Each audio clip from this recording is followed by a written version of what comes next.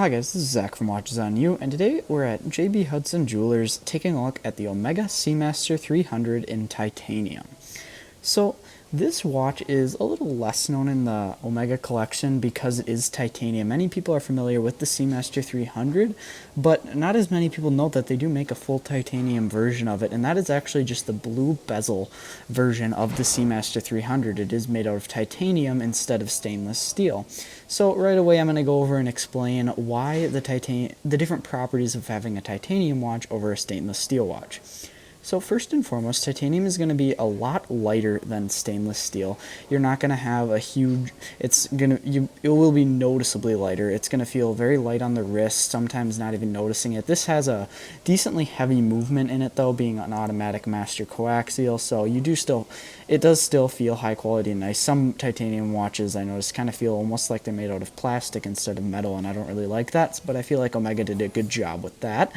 And one other typical kind of property of titanium is that it generally will look a lot it will be a little bit deeper in color, and usually on most watches won't be finished as good as stainless steel. There won't be as much polishing. It would be more kind of bead blasting and stuff. But Omega on this piece actually did a very, very nice job, as they were able to give it polishing and give it brushing. You can see the center link of the bracelet is all polished, and then you have brushing on the side links, and then the side of the case is also brushed as well. And the finishing is actually done in the exact same pattern as the stainless steel version, which I really like, because normally manufacturers, when they do a titanium version of a steel piece, they'll turn the finishing down just because it's a lot harder to finish titanium because it's harder. So now that leads into the final property of titanium.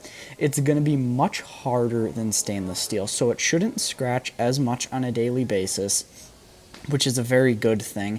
It won't be as scratch resistant as, say, ceramic, but in being better than ceramic, this can't chip. So that's one thing that's nice about titanium. You get the extra scratch resistance without the worrying of chipping it. Now going back to that hardness. So the hardness of titanium makes it much harder to finish and just manufacture products with, because it is so hard. So that is really why it is surprising how they were able to put all this great standard stainless steel finishing aspects in a titanium piece. Now, I will say, though, that titanium does drive up the cost on this watch. This watch is $9,000 as to around the more $7,000 price range of the stainless steel models, so you are paying a premium for that, but I think it does offer some better aspects that make up for it a bit. So now let's go over the dial and movement and bezel. So the dial on this, as you can see, is a matte blue dial. I think it looks very nice, and you can see it definitely harkens back to the original Seamaster 300. It is a little bit modernized from the original, and you can actually see a big difference between this watch and the trilogies, especially in the bezel area. You see that this polished metal ring going around the dial is a bit thinner than on the older models, which I actually quite like. Now, one thing I will say about the dial is I do not like the patinaed loom. I wish they would have stuck with a white loom, as I do on all vintage watches. I feel like if they're going to make a heritage piece, they should make it as if the heritage piece was brand new, instead of making it look aged like they would today, if that makes any sense.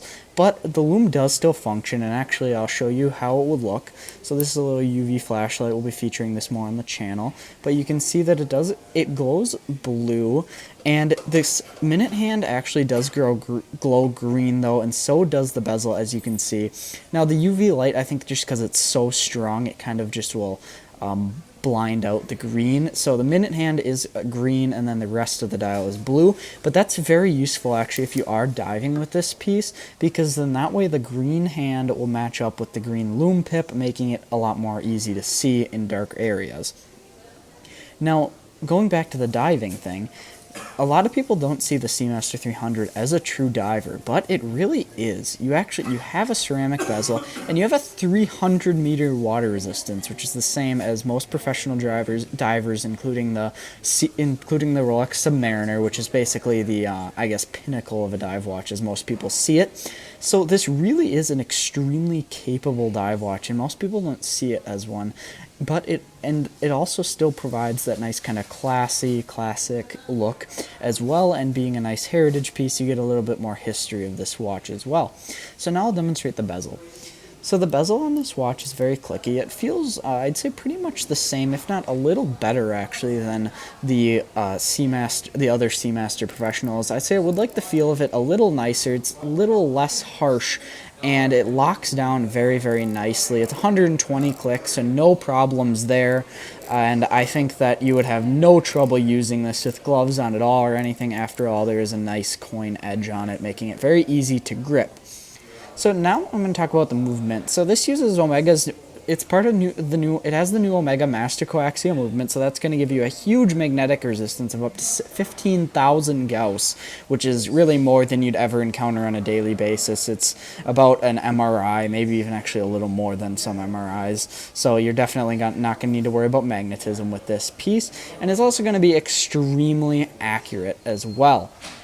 So you can actually see the movement through the case back, and here I'll zoom in there so you can see it a little easier. So there's the movement. You can see it's finished beautifully. You can see the Côte de Genève. It's an Omega's kind of classic, almost kind of sunray Côte de Genève. I really like it. You can see the black balance wheel there. It contrasts the bright and silvery toned steel movement very nicely. And the movement overall is just finished very, very well. I'd say it looks more appealing than Rolex movements, whether it's finished to the same quality, maybe not quite Rolex, but it definitely will be good enough. You're getting a full chronometer grade, and the accuracy will be perfect for everyday use. So now let's move to a wrist shot. So let me just take this glove off here. So actually, as I'm putting it on the wrist, I'll talk about the clasp. So the clasp on this is your classic bar clasp. Feels very, very nice, solid, never going to break. You do also get a micro adjust on it, which is very nice, where you just push where it says push, and then you can pull it out, which is a great feature, making it a lot easier to get it to form your exact wrist size. I have about a 7.5 inch wrist size for reference. So now putting this watch on the wrist, it feels very, very nice. Feels like a good sports watch. Thickness is perfect, I'd say. It's about the same as a Rolex Submariner, possibly a tad thinner, maybe not. Actually, maybe it is a little bit thicker, honestly. But it's around that same level, not bad. The diameter of this piece is 41 millimeters, so great, right in my range of I love 40 millimeters, 41, absolutely fine by me. So it feels great on the wrist. It's a great sport watch feel, but it also has that classic vintage heritage look, so you could really pull this off with any clothes you're wearing, whether it's a suit or just shorts and t-shirt. So overall, this watch is available new at JB Hudson Jewelers here for a price of $9,000, and so the Rolex Submariner date is around $8,500 if you can get your hands on one at MSRP, which almost no one can these days. So you're paying a $500 premium for this piece, and if this is too much, you can still go for the steel version, which is less, but the titanium does offer a lot of nice kind of features to it, just making it a little bit more robust and durable for everyday use. So thank you guys for watching this video. Remember to like, subscribe, and share. Thank you.